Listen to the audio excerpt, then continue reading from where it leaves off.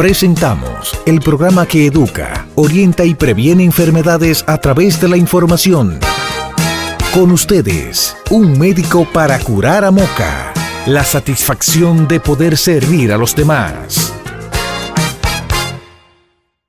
Tenemos que tener en cuenta que muchos pacientes adultos mayores pueden tener una disminución de la movilidad, una dieta distinta, enfermedades subyacentes que por ende conlleven a que tengan tratamientos con pastillas que pueden ser múltiples, además problemas en el suelo pélvico, y todo esto puede condicionar a que el paciente tenga una mayor prevalencia de estreñimiento. Así que probablemente los pacientes adultos mayores tengan más de una causa que le produce el estreñimiento. Si el estreñimiento no se trata de una forma efectiva, puede resultar en algo llamado impactación fecal, que puede requerir que el paciente acude a emergencia. Y hay ocasiones cuando el paciente mancha la ropa interior y el cuidador o la persona que está con él piensa que es un problema de incontinencia fecal, y en algunas ocasiones eso es por un rebosamiento, ya que las heces se han quedado impactadas en el recto y no salen, y por rebosamiento comienzan a salir heces que manchan la ropa interior. Y antes de pasar a hablar sobre las causas de estreñimiento, quisiera hacer un paréntesis para hablar sobre la colonoscopía completa. Este examen debe realizarse a partir de los 50 años hacia arriba, y si todo está bien, se realizará cada 10 años. El tiempo de screening es entre 50 y 75 años. Lo que uno busca al realizar una colonoscopía es encontrar pólipos, que son como unos pequeños tumorcitos que se extirpan, y de ahí hay que hacer simplemente un control. Pero si no se realiza la colonoscopía, estos pólipos no se van a poder detectar y pueden avanzar y llegar a un cáncer de colon. Ahora, si el colon está bien y no hay ningún problema, como una tumoración, alguna masa o algo que obstruya, el paciente puede estar presentando un estreñimiento funcional. Muchas veces estos pacientes mencionan que las heces son como una pelotita, como una bolita, como las heces del carnero, como una albóndiga. Suelen tener 2 o menos deposiciones por semana, hay mucho pujo, sensación de que hay una obstrucción ahí en la región anal, y en ocasiones usan los dedos para poder realizar las deposiciones. Esos criterios tenemos que tener en cuenta para decir que el paciente tiene un estreñimiento funcional. Además, existe el síndrome de intestino irritable subtipo estreñimiento. Acá el paciente, además de tener el estreñimiento, va a tener dolor abdominal, gases. El dolor puede mejorar en ocasiones con la defecación o con la eliminación de un gas. Va a sentirse pesado, balonado, dolor de cabeza, de espalda, insomnio. O sea, pueden existir otras manifestaciones extraintestinales. Pero no son las únicas causas de estreñimiento en un paciente adulto mayor, ya que existen fármacos que también pueden condicionar a tener estreñimiento, como los AINES, que son los antiinflamatorios no esteroideos. Pero también muchas veces toman hierro, sulfato ferroso, que también pueden condicionar a que haya estreñimiento. Bloqueadores de los canales de calcio como verapamil, diltiazem, también pueden generar estreñimiento, o el uso de opioides como el tramadol. Pero no solamente los fármacos pueden ser causa de estreñimiento, sino también algunas enfermedades como la esclerodermia, demencia, Parkinson, enfermedad renal crónica, diabetes, hipotiroidismo, pacientes que han tenido infartos cerebrales y que también han quedado con secuelas. Todo esto puede sumar para que el paciente pueda tener estreñimiento. Por eso, como lo mencioné a un inicio, el estreñimiento de los pacientes adultos mayores puede tener distintas causas. Hay que tener en cuenta la movilidad. Y menciono esto porque los pacientes adultos mayores, por problemas de artrosis u fracturas de cadera o lamentablemente infartos cerebrales, tienen que estar en cama por un tiempo o postrados por mucho más tiempo. Y esto va a condicionar a que el paciente tenga mayor riesgo de tener estreñimiento. Como se demostró en un estudio ya hace algunos años, donde de cada 10 personas, 6 tenían estreñimiento por el simple hecho de mantenerse en cama.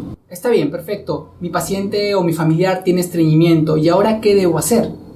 Pues bien, les voy a dar 10 recomendaciones para el estreñimiento. Número 1.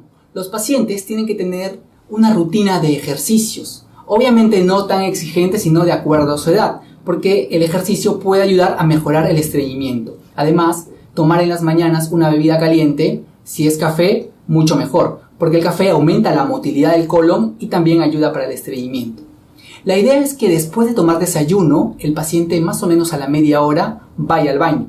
Es en ese momento donde hay un reflejo que se llama gastrocólico, donde tendrá mayor efectividad. Número 2. Lleva un diario intestinal detallado. Por ejemplo, las características de las heces, en qué momento se hizo las deposiciones, hubo mucho pujo o hubo alguna molestia, notaste que después de comer ciertos alimentos empeoraste. Y sobre todo, para ver las características de las heces, te puede ayudar este cuadrito que está acá. Número 3. Como les mencioné hace un momento, no solamente las enfermedades propiamente pueden generar estreñimiento, sino también algunos fármacos. Por lo cual hay que saber qué medicamentos se está tomando y si alguno le está produciendo estreñimiento, hay que ver la forma o de graduar la dosis, obviamente siempre con el médico, o de suspenderlos si no es necesario. Número 4. No aguantarse las ganas de ir al baño. Y esto es algo muy frecuente, sobre todo en pacientes que no son postrados.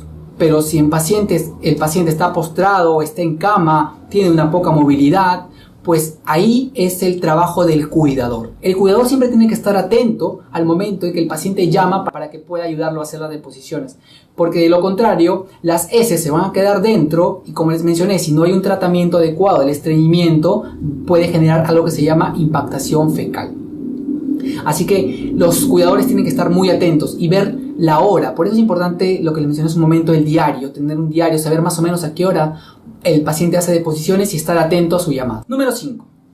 El paciente debe sentarse erguido, no hacia adelante, no hacia atrás, sino debe sentarse erguido. Idealmente poner un taburete, un banquito en los pies para que ahí los apoye y adopte una posición que facilite la defecación. Pero además el tiempo que permanece sentado no debe ser mayor a 5 minutos. Idealmente entre 3 y 5 minutos, y si las deposiciones no salen hasta ese momento, es mejor pararse hasta que vuelva a tener ganas de ir al baño, porque de lo contrario va a pujar mucho y ahí pueden haber complicaciones en región anal. Pero además en algunos pacientes, tanto hombres como mujeres, pueden haber problemas del piso pélvico. Por eso, realizar ejercicios para esa zona puede ayudar. En la descripción te dejaré el link de 2 páginas para que puedas ver ejercicios que fortalecen el suelo pélvico tanto para hombres y para mujeres. Número 6.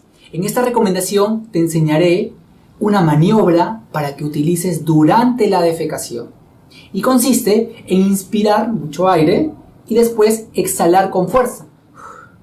Mientras exhalas, el abdomen va hacia adelante y se relaja la parte anal. Esto va a permitir que las deposiciones salgan con mayor facilidad. Este ejercicio debe durar 10 segundos con descanso de 20 segundos y debe realizarse hasta culminar la defecación.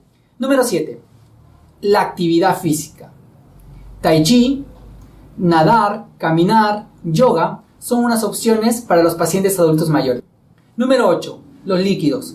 Si bien es cierto, no hay una evidencia fuerte y clara a favor de los líquidos, lo que sí se sabe es que el paciente tiene que mantenerse hidratado, por lo cual recomendar líquidos es una buena opción, pero siempre hay que tener cuidado, sobre todo en pacientes adultos mayores como los que estamos hablando el día de hoy, porque puede haber problemas cardíacos o renales, así que en algunas ocasiones los pacientes van a tener que restringir el líquido. Recomendación número 9. Si el paciente lleva más de 3 días sin defecar, lo recomendable es realizar un tacto rectal con un guante y desimpactar las heces si es que hubieran, y además colocar un enema pero de agua. Número 10. Para ciertos pacientes adultos mayores o algunos que tengan alguna enfermedad neurológica, se sugiere el uso de enemas o de supositorios. Además de estas 10 recomendaciones, se puede utilizar fibra. Esta de preferencia tiene que ser soluble, ya que esto va a facilitar que las heces puedan absorber más agua, tengan mayor volumen y puedan salir con mayor facilidad. La dosis recomendada es entre 20 y 30 gramos. Lo ideal es no sobrepasarse de esa dosis porque puede generar balonamiento, distensión y gas. Si el cambio en los estilos de vida y el uso de laxantes formadores de masa como el psyllium, por ejemplo, no se pueden tolerar o no tienen el resultado esperado, se pueden utilizar medicamentos. En este caso, los laxantes osmóticos. Idealmente polietilenglicol, que es el que tiene estudios y hay seguridad para utilizarlo en pacientes adultos mayores. De todas maneras, si aún así no habría mejoría, se podrían utilizar enemas, supositorios o laxantes estimulantes. Con respecto a los supositorios, estos se pueden utilizar si el paciente, a pesar de estar tomando laxantes osmóticos, tiene dificultad para realizar la defecación. Es así que si el paciente tiene heces blandas, la recomendación es colocarse un supositorio de bisacodilo. En cambio, si el paciente tiene heces duras, la recomendación es que se coloque un supositorio de glicerina con o sin bisacodilo.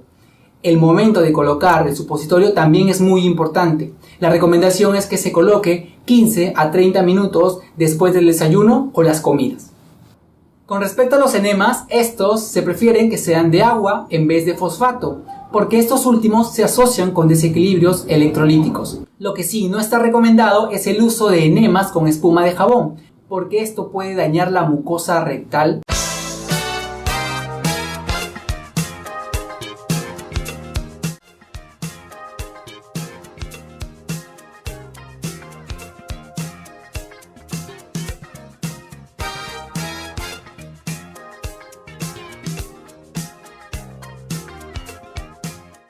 Nuestra Constitución fue proclamada el 6 de noviembre de 1844 en la villa de San Cristóbal, y en su primer artículo se consignaba que los dominicanos constituían un Estado libre, independiente y soberano, bajo un gobierno esencialmente civil, republicano, popular y responsable, principios todavía vigentes en nuestra Carta Sustantiva. Los 33 constituyentes de San Cristóbal establecieron el sistema democrático de gobierno y determinaron en la Constitución los tres poderes del Estado dominicano: el Ejecutivo, Legislativo y Judicial, en tanto que garantizaron al pueblo sus derechos y libertades. Que este aniversario por el Día de la Constitución de la República Dominicana contribuya a fortalecer en nuestros conciudadanos una cultura de entendimiento, respeto y orgullo por los principios fundamentales del Estado, así como por los derechos y deberes que nos distingue a todos como dominicanos.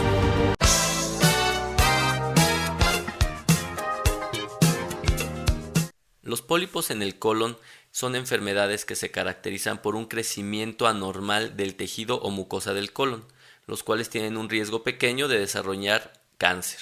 Sin embargo, la mayoría de ellos serán benignos, ya que solo 1% de estos tumores pueden desencadenar en una tumoración maligna. Existen tres maneras en que se presentan estos pólipos: los llamados pólipos hiperplásicos, los adenomas y los síndromes de poliposis. Los pólipos hiperplásicos afortunadamente son el 90% de todos los pólipos. Son protrusiones benignas, usualmente menores de 1 centímetro, y por lo general se pueden encontrar en la región final del intestino, particularmente en personas adultas. Sin embargo, es muy importante saber el número de pólipos hiperplásicos que presentan los pacientes, ya que cuando estos se incrementan, pueden incrementar el riesgo de desarrollar tumoraciones malignas. Posteriormente se observan los adenomas, que son aproximadamente 1 de cada 10 pólipos. Estos suelen ser menores de 1 centímetro, pero tienen un potencial de ser malignos, particularmente cuando los pólipos adenomatosos miden más de 1 centímetro. Estos pólipos pueden tener tres tipos de estructuras que se llaman tubulares, túbulo-vellosos o vellosos.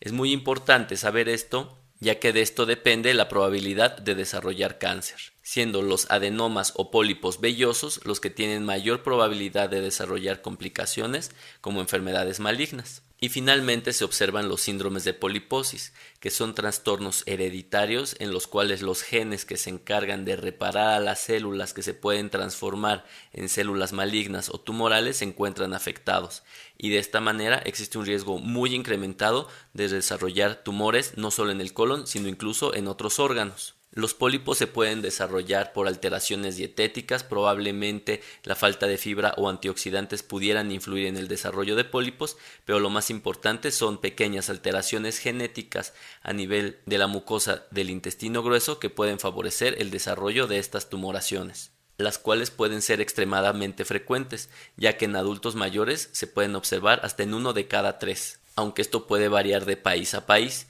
pero probablemente 1 de cada 10 personas mayores de 60 años presente pólipos, por lo que es muy importante buscar de manera intencionada en personas mayores de 50 años este tipo de alteraciones, particularmente en personas del género masculino que parece ser pueden presentar pólipos malignos con mayor frecuencia que las mujeres. Y finalmente se recomienda una detección temprana de pólipos en aquellas personas que tienen antecedentes familiares de cáncer, particularmente cuando el cáncer ha sido diagnosticado antes de los 40 años.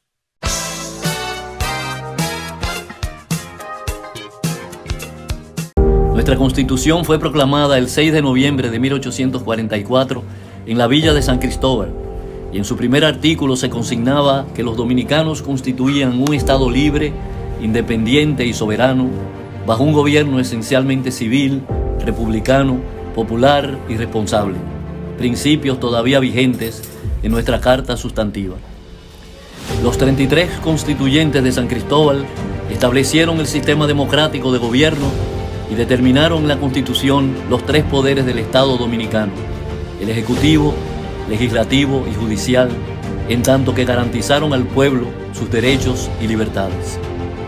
Que este aniversario por el Día de la Constitución de la República Dominicana contribuya a fortalecer en nuestros conciudadanos una cultura de entendimiento, respeto y orgullo por los principios fundamentales del Estado, así como por los derechos y deberes que nos distingue a todos como dominicanos.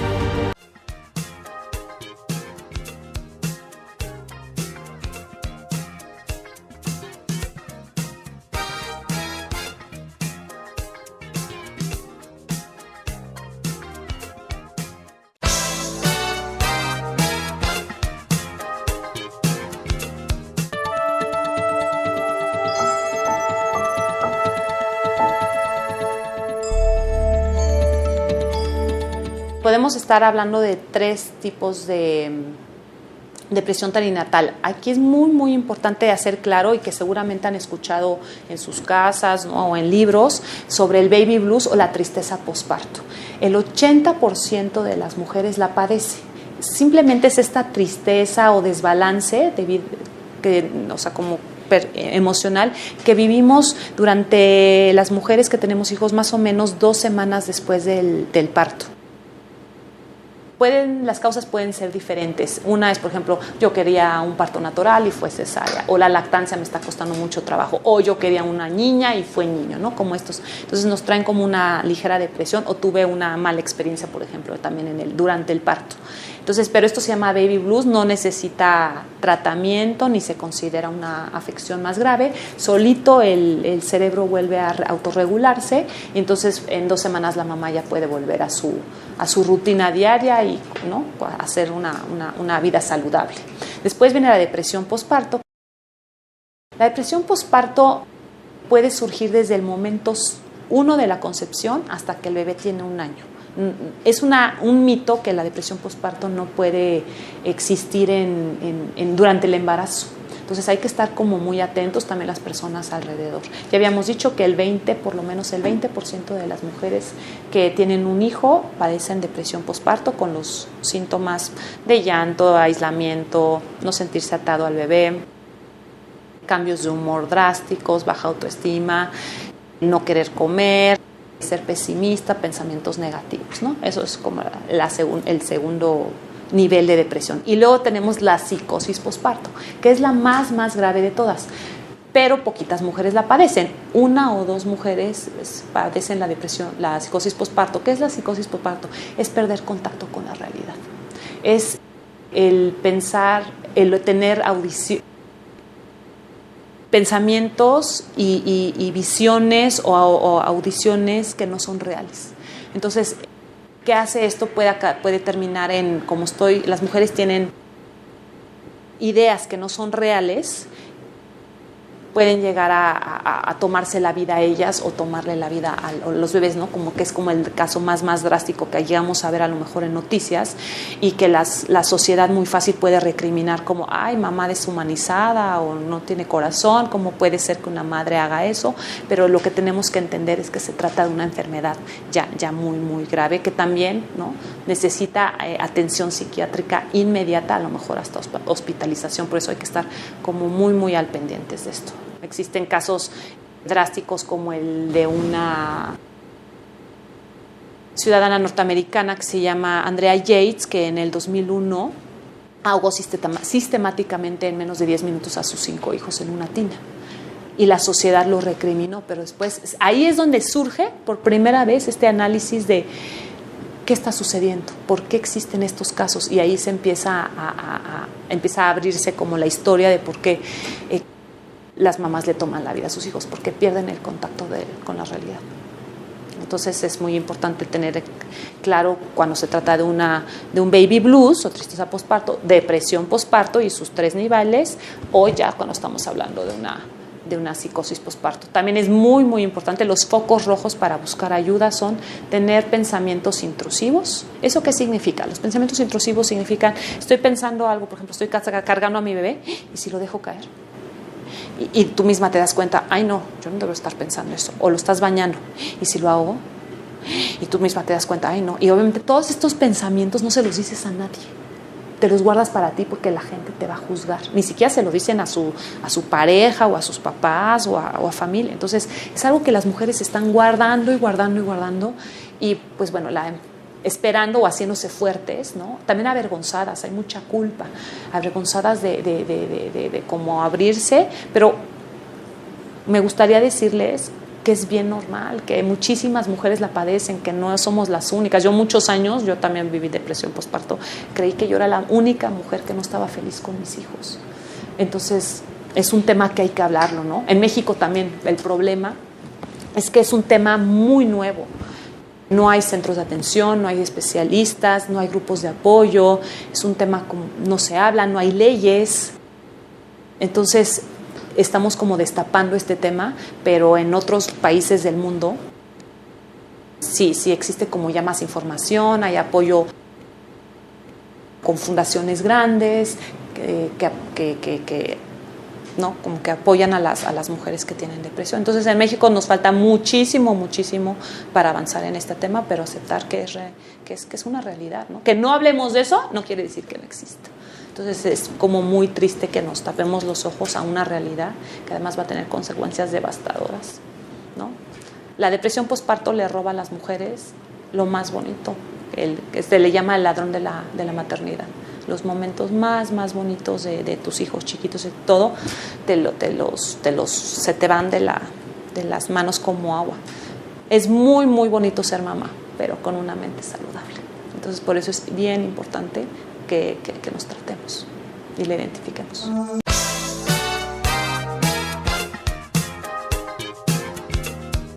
Nuestra Constitución fue proclamada el 6 de noviembre de 1844 en la villa de San Cristóbal, y en su primer artículo se consignaba que los dominicanos constituían un Estado libre, independiente y soberano, bajo un gobierno esencialmente civil, republicano, popular y responsable, principios todavía vigentes en nuestra Carta Sustantiva.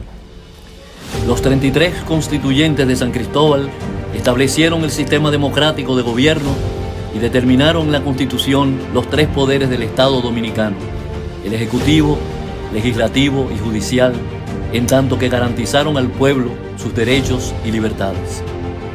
Que este aniversario por el Día de la Constitución de la República Dominicana contribuya a fortalecer en nuestros conciudadanos una cultura de entendimiento, respeto y orgullo por los principios fundamentales del Estado, así como por los derechos y deberes que nos distingue a todos como dominicanos.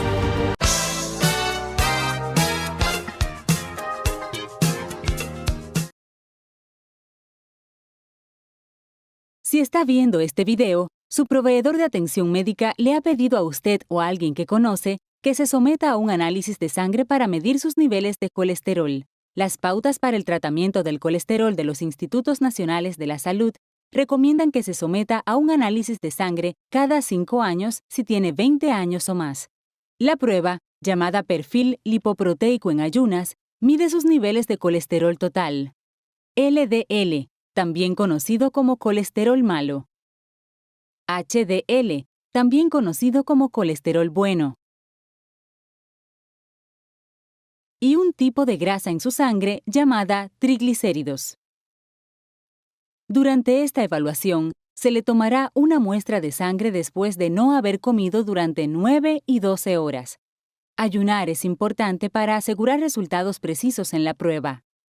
El objetivo del colesterol total debe ser menor a 200 miligramos por decilitro.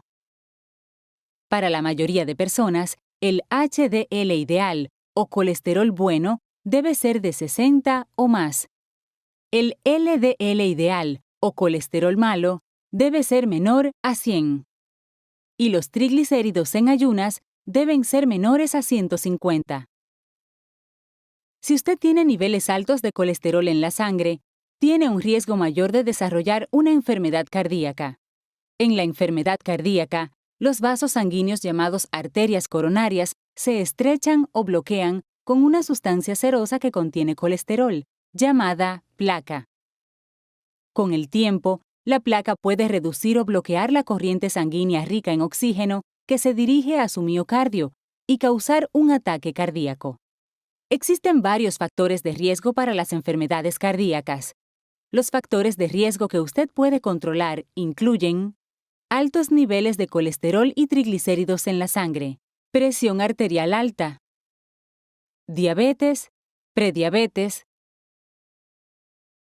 sobrepeso u obesidad, fumar, falta de actividad física, una dieta poco saludable y estrés. Los factores de riesgo que usted no puede controlar incluyen edad, género e historia familiar de enfermedades cardíacas. Si usted ya tiene una enfermedad cardíaca y factores de riesgo múltiples o graves, su médico puede reducir su objetivo de LDL a menos de 70. Su objetivo específico puede variar dependiendo en la situación de su salud. Pregúntele a su médico cuáles deben ser los objetivos de los lípidos.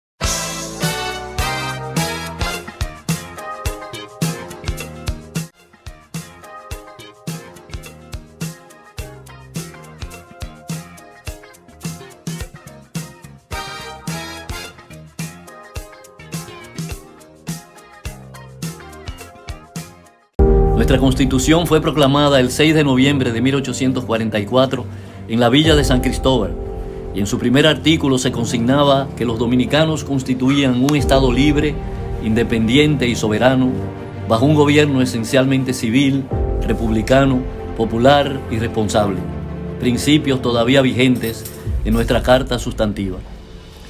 Los 33 constituyentes de San Cristóbal establecieron el sistema democrático de gobierno y determinaron en la Constitución los tres poderes del Estado dominicano: el Ejecutivo, Legislativo y Judicial, en tanto que garantizaron al pueblo sus derechos y libertades. Que este aniversario por el Día de la Constitución de la República Dominicana contribuya a fortalecer en nuestros conciudadanos una cultura de entendimiento, respeto y orgullo por los principios fundamentales del Estado, así como por los derechos y deberes que nos distingue a todos como dominicanos. En Un Médico para Curar a Moca, la entrevista. No, yo no estoy tímida, yo estoy clara. Cuando él le fue a pedir la mano, ya, yo estaba seguro ya de lo que tenía. Es decir, cuando él me fue a pedir la mano, ya nosotros no queríamos. No fue así por así, sino que mi papá fue que me la puso dura, que dijo que a él que me dejara criar. Y él, mi esposo ahora dijo que no, que él me terminaba de criar. Es decir, sí, 15 años. 15 años, es decir que son muchos ya. 15 años yo tenía, pero cuando yo tenía 15 años, es como una muchacha ahora de 25, de 30. Sí, porque cuando yo tenía 15 años, ya yo en mi casa yo sabía hacer todo.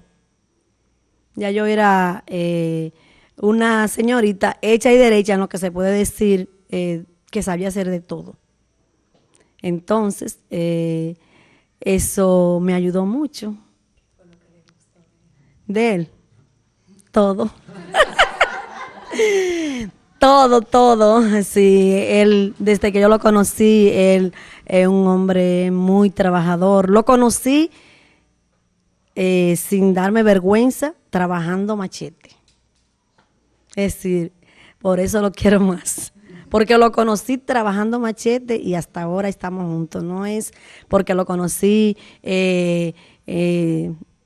en una oficina, no, lo conocí trabajando con un machete en la mano y hasta ahora estamos juntos.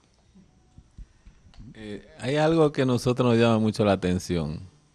El doctor Samuel como que está nervioso cuando oye que la mamá está hablando de esa cosa. Pero lo que realmente nosotros queremos que nos diga,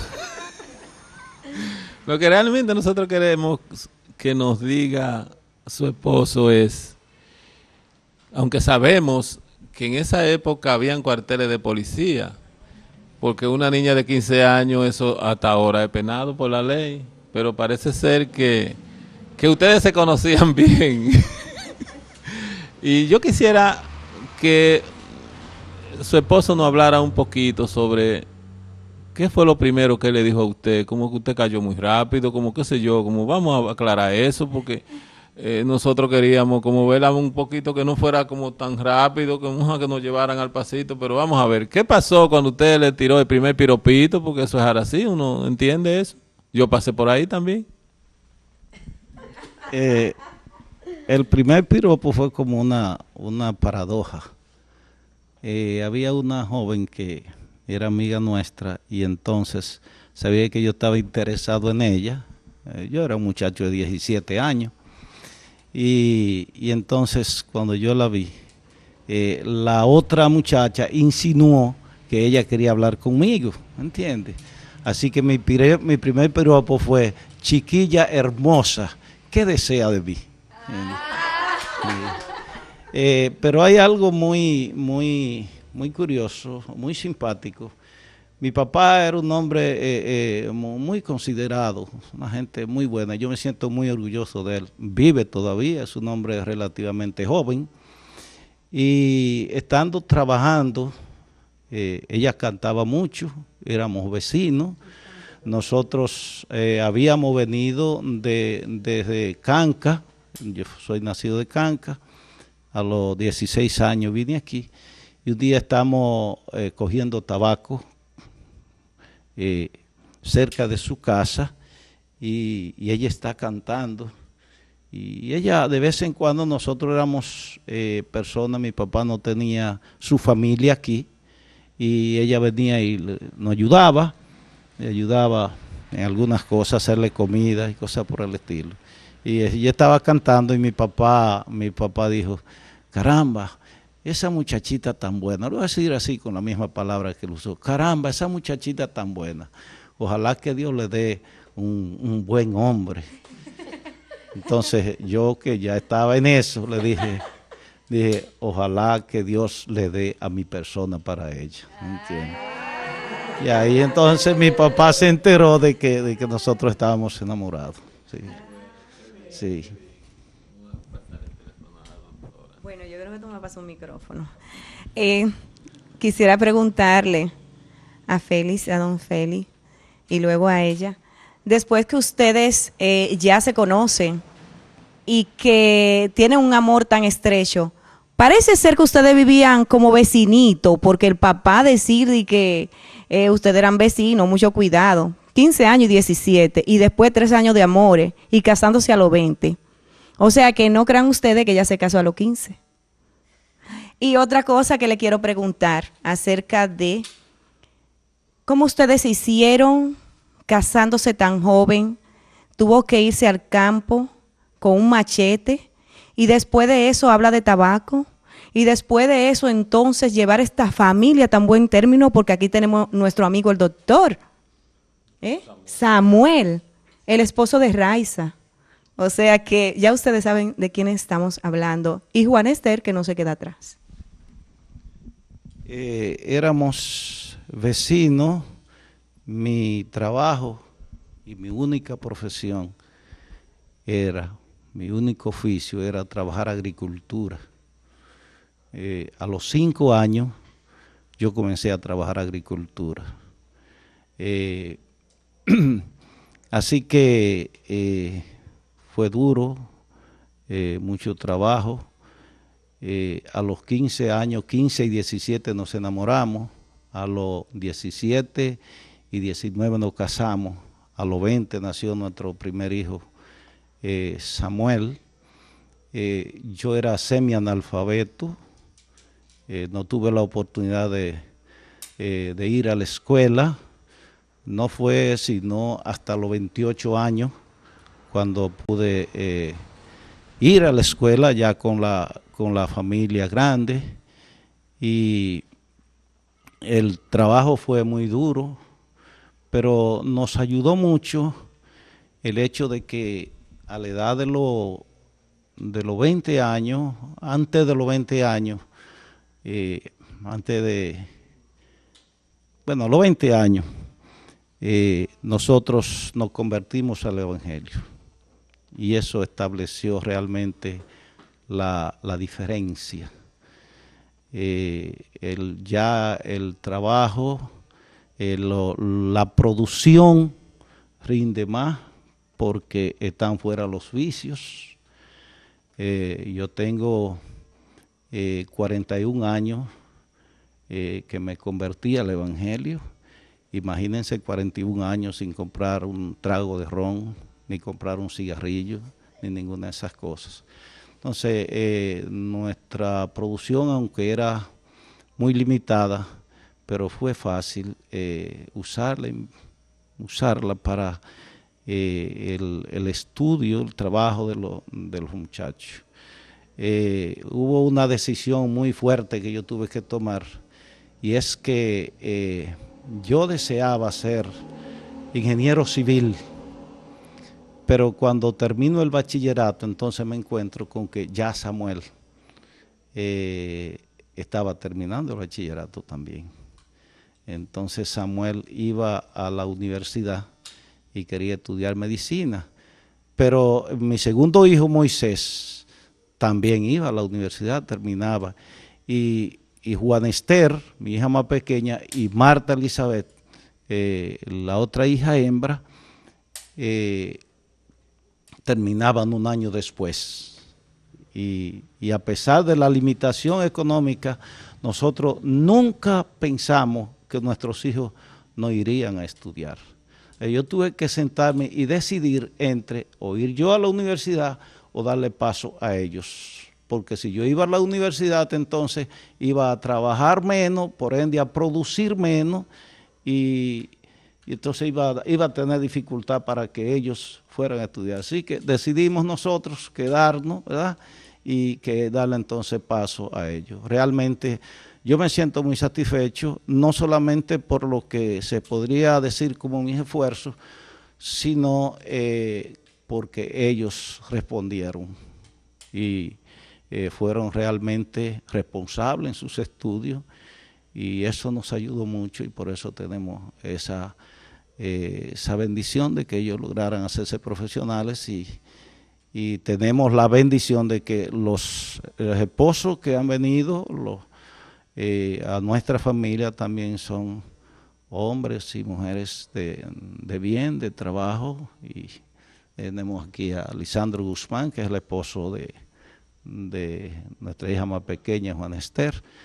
Así que realmente el secreto ha sido ese, mucho trabajo, pero la mano de Dios siempre ha estado con nosotros. Don Félix, sabemos que usted proviene de un hogar bastante sólido en los valores, porque según usted habla y según también doña Juana expresa, las cosas no vienen al azar. Y cuánta bonanza han llevado a la familia dominicana, a la familia mocana, a la familia de San Víctor, una buena pareja. Una buena pareja que, cimentada en una solidez familiar, han hecho 4 profesionales. Incluso él competía, cuando viene de coger un machete, competía ya con sus hijos para ver cuál iba a graduar en la universidad, cuál se iba a matricular primero. Señores, esas son de las cosas que nosotros creemos que deben de conocerse. Nosotros entendemos que esa es una de las maravillas que Dios crea en los humanos, los matrimonios cuando son tomados de esa forma.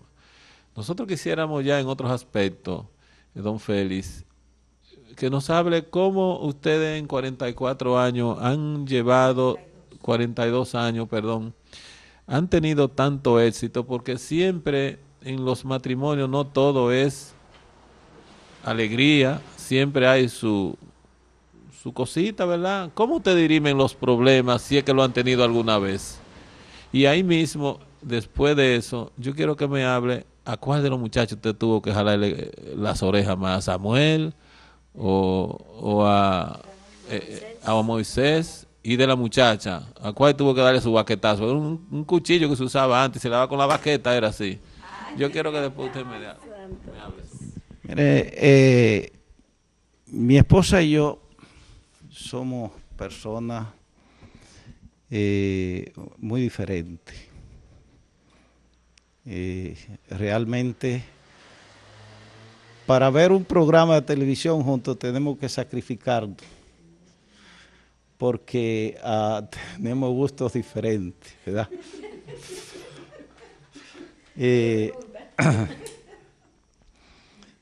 Eso es realmente así. Muchas cosas, pero nos ha ayudado mucho, para sintetizar un poco, y yo creo que esa ha sido la palabra mágica. Hay un verso bíblico que dice: no permita que el sol se ponga sobre tu enojo. Eso quiere decir, si tuviste alguna diferencia en el día, conténtate, ¿verdad? Temprano, ¿entiendes? Sí, entonces, si uno tiene alguna diferencia, ya cuando llega la tardecita está buscando tratar de resolver el asunto, ¿verdad? Porque no permita que el sol se ponga sobre tu enojo, ¿verdad? Yo pienso que cuando hay amor y cuando hay el propósito de agradar a Dios, las cosas realmente se pueden manejar. Yo creo que no hay pareja que sean realmente iguales. Todos tienen sus diferencias, pero creo que hay que darle prioridad a la, si podemos decirlo así, a la solución, a la viabilidad, ¿entiende? Nos ha ayudado también el asunto de que, si ciertamente, como decíamos, hemos sido un poco diferentes, no obstante, hemos tenido asuntos comunes por lo cual luchar, ¿entiende? Y uno de ellos ha sido el trabajo a favor de la familia. Mire, la mayoría de las pelas de aquí se la ganó Samuel. Y no realmente porque fuera porque fuera malo. Los hijos míos, yo agradezco a Dios eso, se portaron bien todo. Lo que pasa es que hay que ver en un muchacho de 20 años, como en mi caso, de campo, una persona con cierto grado de ignorancia, donde la corrección era a base de vara, ¿entiendes? Entonces, Samuel fue que se llevó la gran pelea. Todavía a veces me duele porque creo que en muchas ocasiones fui injusto con él, pero no era más que la ignorancia, no era falta de amor. Yo quería mucho a mis hijos y lo quiero mucho aún, ¿entiendes? Pero eso era lo que yo heredaba, eso fue lo que me enseñó mi papá, esa era la cultura, ¿entiendes? Cualquier cosa, si el muchacho no andaba pronto, pues ya Samuel fue muy trabajador, muy luchador, pero lamentablemente fue el primero. Ya cuando llegaron los otros, ya uno entendía que ese no era el método que debía usar y entonces trataba de otra manera. Yo pienso que la doña quería añadir algo sobre eso. Sí, yo le doy muchas gracias a Dios también porque mis hijos han sido muy buenos. Yo le di a Samuel también una pela que hasta después lloré. Pero yo después, cuando llegó mi esposo, que él estaba en Puerto Plata, yo tuve que decírselo, que yo le di una pela tan fuerte que yo después lloré, porque no debí de dársela, y él después me dijo, no le dé. Porque mi esposo no estaba aquí, él trabajaba en Puerto Plata y yo estaba sola con los 4. Y yo no quería que él fuera ni siquiera donde mi mamá. Si él salía, yo salía a buscar con una vara, porque a mí no me gustaba que saliera. Es decir, que por la ignorancia pasó eso, pero después los otros no fue así. Samuel fue el primero, pero yo nada más le di ese solo día, después yo no le di más. Sí, pero sí me dolió mucho, pero yo le doy muchas gracias a Dios por mis hijos, siempre lo digo, que han sido muy buenos, y a los esposos de mis hijas y a las esposas de mis hijos han sido muy buenos y son muy buenos. Yo espero que ellos, como nosotros, que ya tenemos 42 años, que ellos superen eso. Viéndolo bien, nosotros ahora vamos a ver la opinión de Samuel con respecto a su padre. A sus padres. Bueno, realmente muchas cosas uno no la comprende, la critica o la ve muy mal hasta que uno tiene hijos. Y leyendo en tiempo pasado un escrito de Salomón y dice, porque también yo fui hijo de mi madre. Entonces ahí uno se da cuenta que uno ahora como padre, lo que uno vio como hijo, como que el abordaje ahora es diferente. Ya yo no puedo ver las cosas como yo las veía antes, sino que mis padres actuaban tratando de hacer que uno marchara a lo mejor. Y uno no puede decir que hubiera sido de otra manera si no fue como fue. O sea, no se puede concluir que las cosas hubieran sido de otra manera. Pero realmente yo doy muchas gracias a Dios por ellos, porque ahora nosotros que tenemos hijos y vivimos en las condiciones que vivimos y comenzamos a tener hijos con las comodidades relativas a como la tenemos ahora, y uno piensa cómo nos criaron a nosotros. O sea, yo a veces le digo a mis hijos, óyete, nosotros no comíamos un pedazo de batata y eso era una felicidad, y yo entiendo ahora que era porque no había otra cosa. Nuestros padres nos preparaban una cena que uno se la comía como un manjar.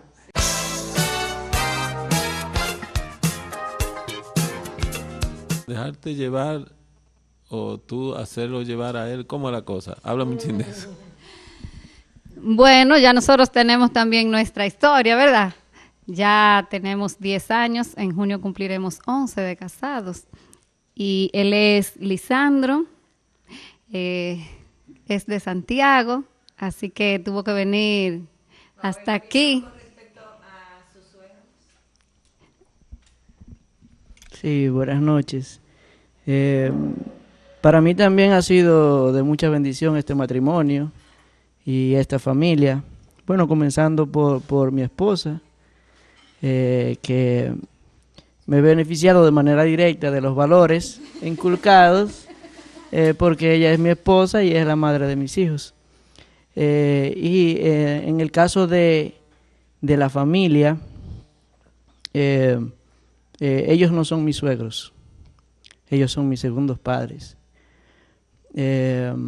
Y para mí ha sido de mucha bendición haberme encontrado con una figura paterna tan ejemplar como Félix Ramos.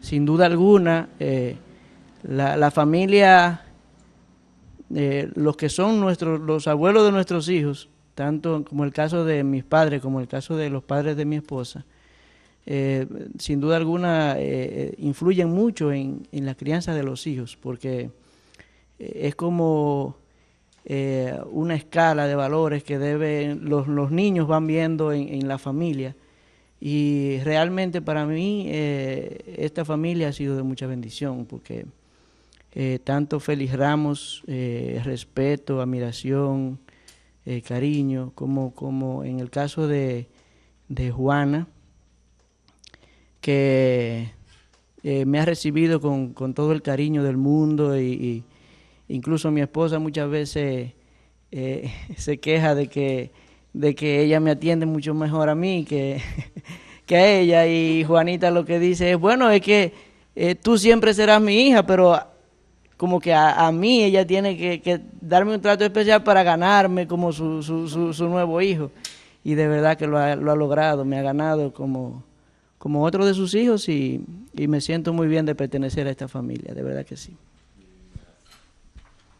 Gracias, Lisandro, por esa opinión, pero recordar también que tú dejaste en Santiago 29 caballeros. También Vamos que sí. ahora a reconocer a la familia Ramos Ureña por esos 42 años de casado. Vamos a ver, aquí le vamos a hacer entrega. Déjeme leerlo primero. El programa televisivo Un Médico para Curar a Moca reconoce a la familia Ramos Ureña como familia ejemplar por haber cumplido fielmente con los principios y valores cristianos y sociales para con sus hijos ante Dios y la sociedad del Distrito Municipal de San Víctor, Moca y el país, dado en el municipio y la ciudad de Moca, provincia Espaillat, República Dominicana. Felicidades. Gracias. Se lo merecen. Gracias. Felicidades. Gracias. Vamos a ver qué dice. Gracias. Aquí está, entregado a los dos, esos 42 años. Realmente yo quiero agradecer en nombre de la familia y en el mío propio la distinción que ustedes nos hacen, y tal vez el mérito debiera ser de ustedes por el trabajo tan loable que hacen. Yo decía en la reunión que teníamos ahorita, donde estamos trabajando para llevar a cabo la jornada de salud auspiciada por el programa Un Médico para Curar a Moca, que realmente ustedes nos inspiran, porque es difícil en este tiempo encontrar a personas tan entregadas, de tanto amor y de tanto sacrificio, de tanta entrega a favor de la comunidad que tal vez no sepa reciprocar ese esfuerzo y ese amor que ustedes brindan a favor de la gente más desposeída. Nosotros le agradecemos realmente la distinción que nos hacen, y con mucho gusto, y entendemos que ustedes merecen quizás mayor reconocimiento que el nuestro. Muchas gracias. Sí, yo también quería recordarle que ustedes saben que nosotros tenemos 2 hijos más. Tenemos una hembra que se llama Marta Elizabeth y el otro Moisés. Es decir, que ellos también pertenecen a la familia, que aunque no están aquí, pero están en la familia. Y sus 11 nietos, sí. Esos son hijos, lo que yo estoy mencionando. Bueno, pues nos vemos en el próximo programa, el próximo sábado, y que Dios se lo bendiga a todos. Hemos presentado el programa que educa, orienta y previene enfermedades a través de la información. Con ustedes, Un Médico para Curar a Moca. La satisfacción de poder servir a los demás.